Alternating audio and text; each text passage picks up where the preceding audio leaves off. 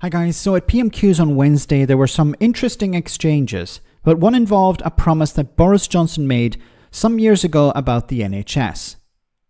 A problem for the Tories is that when they bring up lies, it can be easy to call them out on that. So one Conservative MP asked about hospitals, and Starmer had the perfect response. Have a listen to this.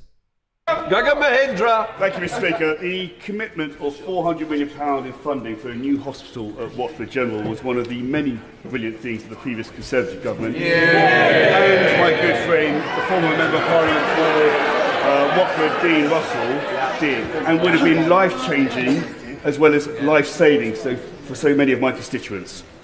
Why is the Prime Minister cancelling this funding commitment and spending billions of pounds giving pay rises to train drivers instead? Prime Minister. Because the promise of 40 new hospitals didn't involve 40, didn't involve hospitals, they weren't new and they weren't funded. Perfect response. So of course this goes back to Boris Johnson's promise to build 40 new hospitals, and of course that was a lie. You know, and you even had Conservatives and Boris Johnson right up to the end saying, yeah, we're going to build 40 new hospitals. In many cases, some of these hospitals were not being new. They were just replacing existing ones that were falling down. In some cases, it was an upgrade to an existing building. And in some cases, it was just a lick of paint maybe on the front door. This was, once again, a lie by Boris Johnson and the Conservatives that they were going to build 40 new hospitals. These things need to be called out.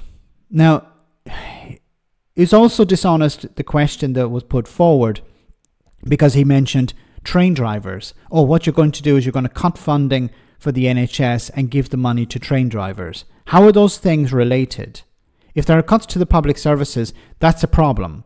But it's unrelated to money going to train drivers. Because as the government have said on a number of occasions, if there are strikes, now they want to eliminate all strikes, they won't be able to eliminate all strikes, but if there are strikes, this costs the economy millions of pounds every day.